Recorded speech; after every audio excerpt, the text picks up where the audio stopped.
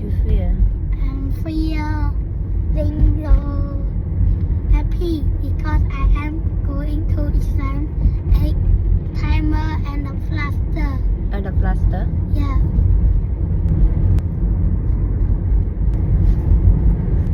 Do you want to say something else? No. Ở chơi đâu nào? Bao con balon cho con á. Hay thừa ban là ha háo trời đi. In 300 meters. Ok, con kê. Bạn thì mình ăn tại sao? Là đá vừa lan cồn. Đi sao? Có bài thao ao sữa vừa mới cồn. Nghiệm mà. Con chạm thiết à. Bầm ồn với đăng mày. Đây mà tao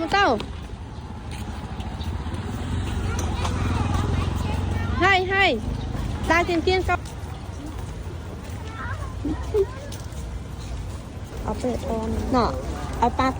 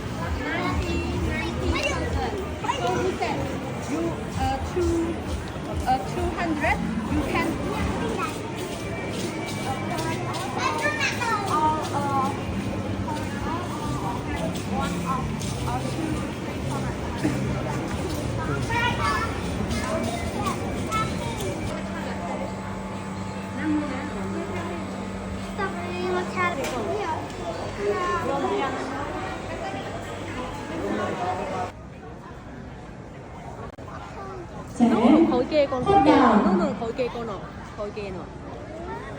từ dưới từ khi nhạc con thấy Next question, everyone.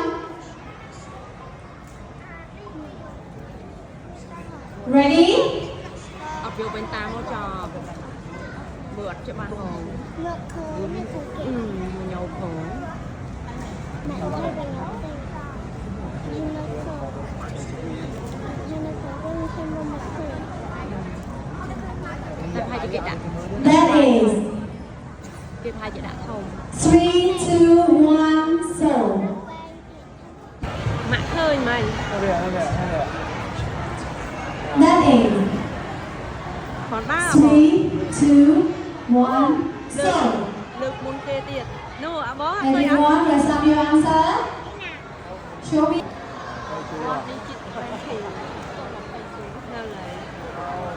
Everyone, are you ready for the next question? Now we continue with 180, 20, go. Ready?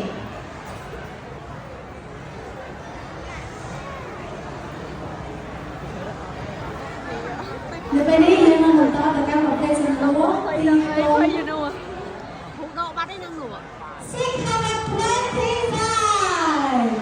chà Hold the line of ball, everyone. Hold on.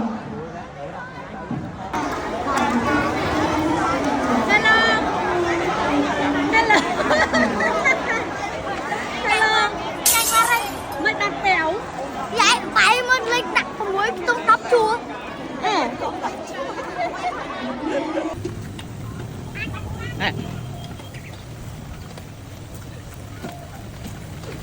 Nó có thể tu rồi đặt phòng này rồi. Ít cốt. Hello, chậm lại gì này, quá hay rồi, lắm rồi.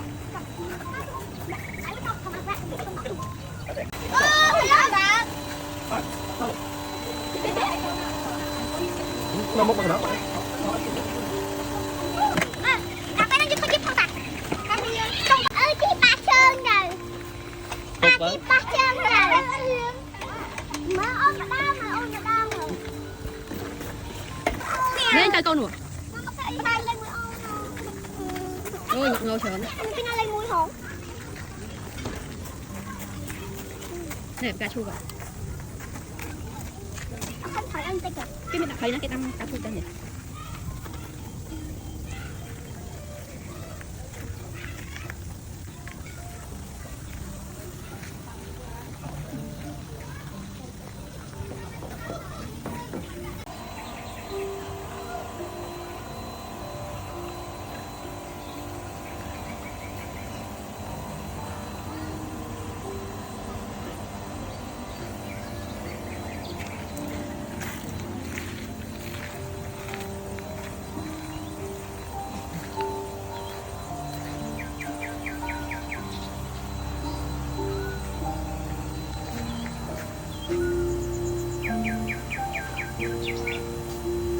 Hello em ơi.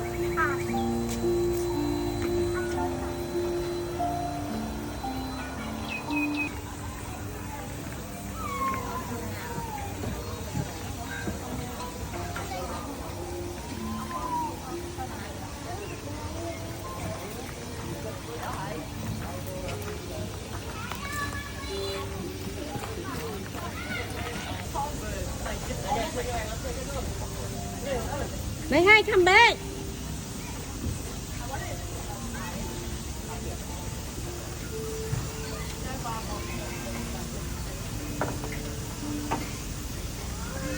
Trong mùi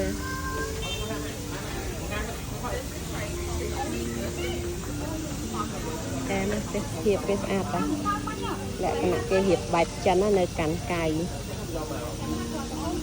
chụp chi hả còn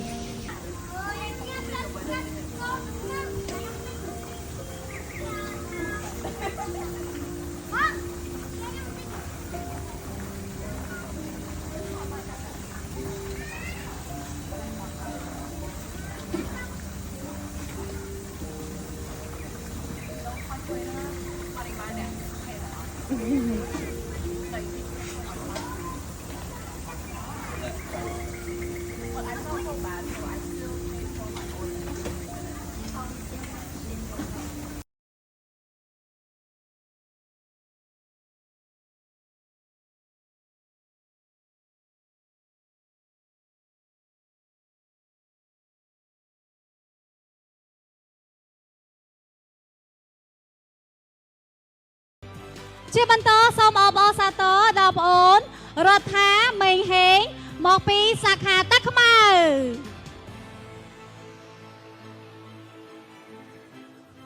chà chia bắn tố